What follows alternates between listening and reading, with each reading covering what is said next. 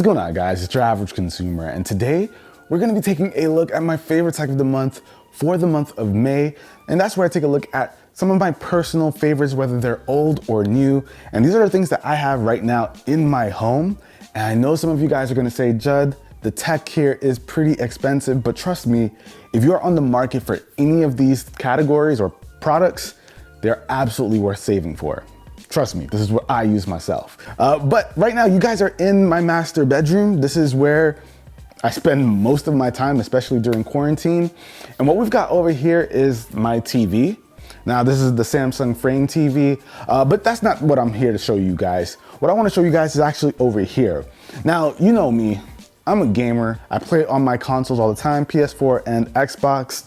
And that's what we've got connected to this TV. And they're actually both right here. So this is where I keep my consoles, and whenever I want to play, boom, turn them on. But what I want to talk about here, guys, that's a big deal for me, is this gaming headset right here. These are the Astro A50 wireless. Now, I gotta be honest with you guys. This is like my go-to gaming headset. I love the way it sounds. It very much looks like a gaming headset. I'm okay with that though. And what I like about these is that they're a wireless gaming headset. So you can just throw them on, no cables necessary. Mic comes down when you want to activate it. When you want to mute, you just bring it up. Has all the controls you'll need over here with your volume at the bottom.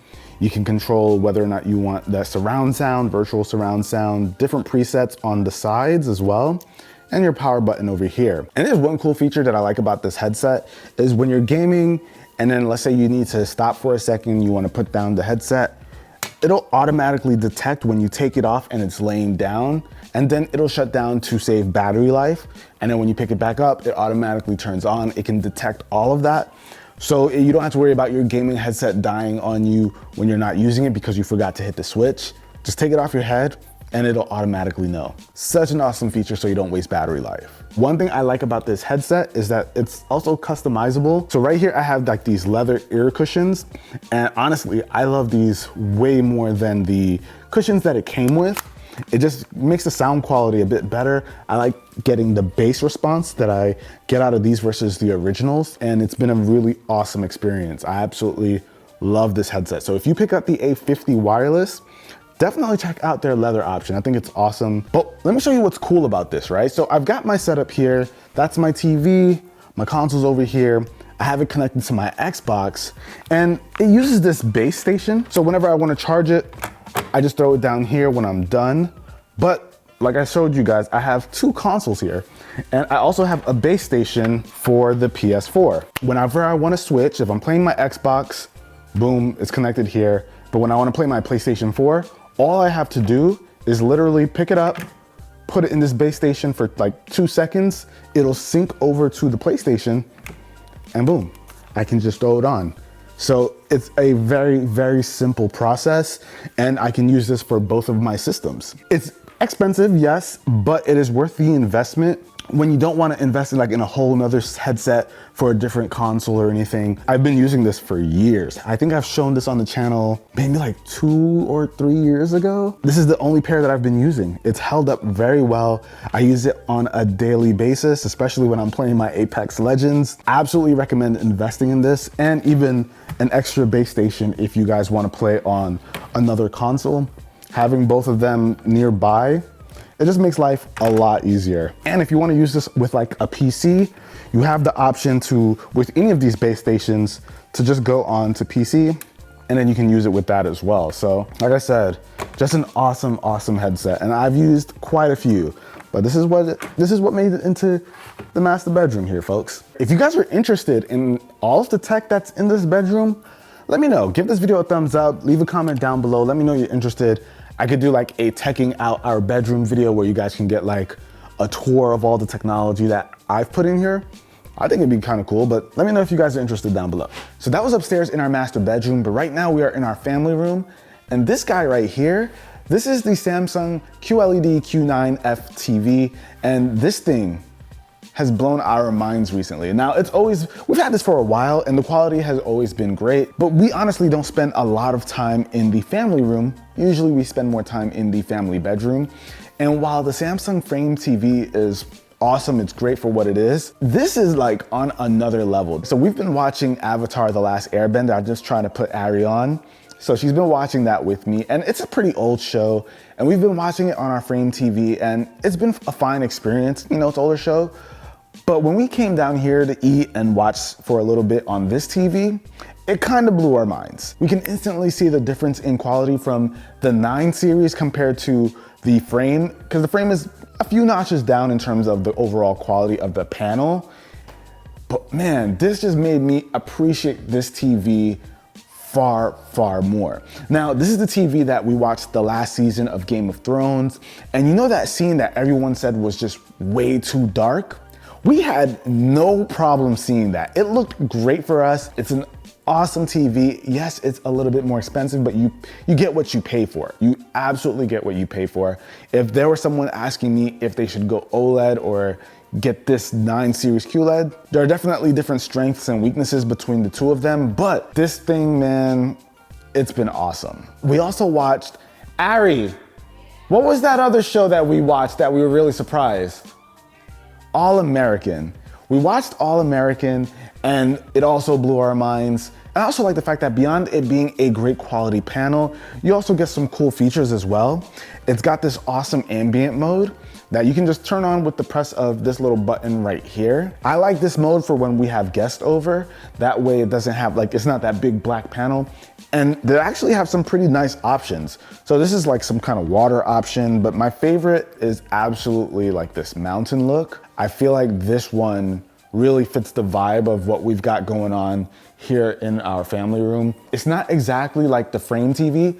The Frame TV, if you put it on like a photo or something, it looks like actual art, I think. This one does a pretty decent job, but it doesn't stay as flush as the Frame TV, and that's the advantage of having that, and that's why it's, you know, a very different product. But man, this thing does a lot of awesome things. I could even check what's in my fridge with this, guys. I can just pull up, let me see. I'll go into Smart Things. I can actually go inside of my refrigerator right now, and you guys can see, like, there's all kinds of stuff in there.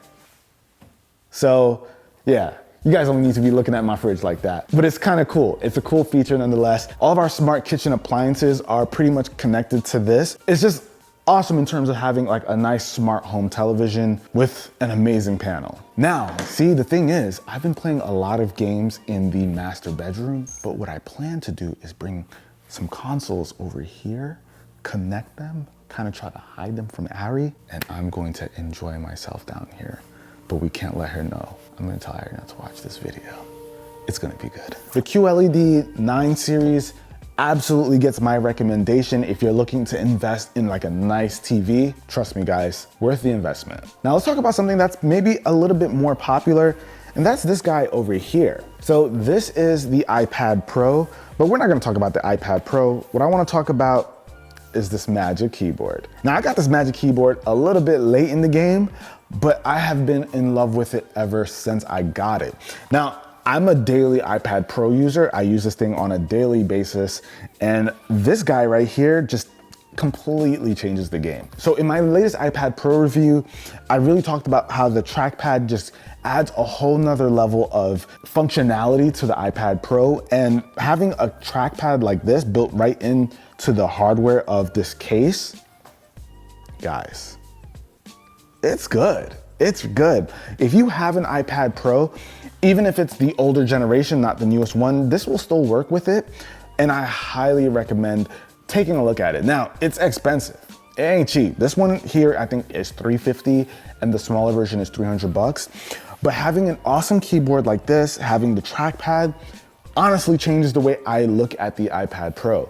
Now, the iPad Pro before, I used it mainly for slight productivity, more so entertainment. And now I absolutely go to it in terms of productivity and entertainment. So it's able to fill a lot of the gaps. And I like the functionality that's provided here. Like, you can move it around, no problem. I do wish I could maybe just push the screen back a little bit more, but in all honesty, it does what it needs to do. It definitely tilts back enough that if I wanted to use the Apple Pencil, I could go ahead and, do whatever it is I need to do. And it's an awesome typing experience. It has the same keys as other Magic keyboards, like you find on the iMac or the new MacBook Pros. It's just everything I would want in an external keyboard for the iPad. No Bluetooth necessary. You just prop it on, and when you want to watch something, you can just take it off and go ahead. That's the only other problem that I probably say this thing has. Unless you're just really fine with watching something like this, that's fine, but there's no real way to kind of get this keyboard behind the iPad. So if you just don't want to have all that stuff going on, you have to take it off and just kind of use it like this. That and not being able to push the screen back a little bit more, only downsides. So for my hardcore iPad Pro users, I'm telling you, I think it's a good investment. Now let's say you just don't like Apple, right? There's something else you can try out. So what we've got down here is this guy. This is the Windows Surface Book 3. Now, the Surface Book 3 is probably one of my favorite all-purpose laptops. This thing can pretty much do anything you ask it to. And I'm not talking about super crazy tasks that you would need like a really beefy computer for, but this thing does handle a lot and it does it pretty well. Now, I think most of us are pretty familiar with the Surface Book. Honestly, not much has changed in terms of the design for like the past almost 5 years or so that it's been out. So it's still got the same overall look. It's not a bad look. It looks great.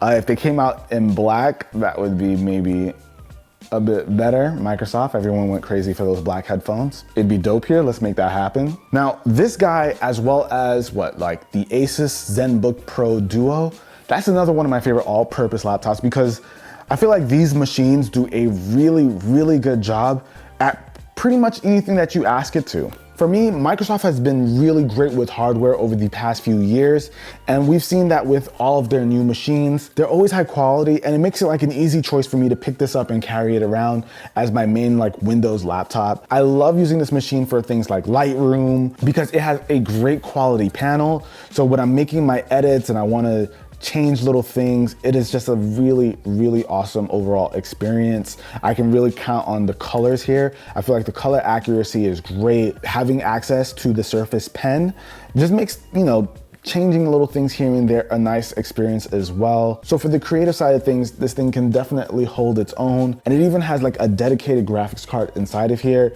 I think this one has the RTX 1660. And with that, I can even do some gaming on Apex Legends. You guys know that's my game. And honestly, a game like Apex looks great on here. Being able to run Apex is a must for me with any gaming laptop or any machine that I use now because I love this game so much. Not a sponsor, but all jokes aside, I just love the fact that this machine can handle creative work, gaming, and even when I'm not doing anything hardcore, anything serious, maybe I just want to watch something, I want to throw this thing into tablet mode. With the press of a button, I can go ahead and pop this guy out, and then I'm watching something. It's just an overall really nice, fluid experience. You still get access to full-blown Windows. Of course, you're killing your battery life a little bit because this thing isn't attached to it. So you got some battery in here and in here. And let's say you don't want it to go into just pure tablet mode, you can still attach the bottom to it and you can still use it like this or like this, however you want. Honestly, you just won't find a more flexible laptop than this guy right here. And it's just an easy recommendation. I love this thing. Actually, the only thing I would say this thing can do better in is the overall brightness. The brightness is okay, but I have found that while being outside with it, I felt myself wanting a little bit more in terms of brightness. So I would say maybe that's one of my only complaints here. But overall, awesome experience. And that about wraps it up for this video, guys. Hopefully you enjoyed it. Now, I know a lot of you are gonna say, Judd, they're all so expensive. I get it, I get it. Like I said, these are all worth saving for. If you've been on the fence about it, you don't know if you wanna make the plunge, I stand behind everything that I mentioned today, and I absolutely think they are worth putting the money behind. Like I said, that about wraps it up, guys. Hopefully you enjoyed this video. If you did, be the cool guy or girl that gives it a thumbs up, and I'll catch you guys in the next one. Till then, it's your average consumer. Peace. Now let me get that Xbox on the TV.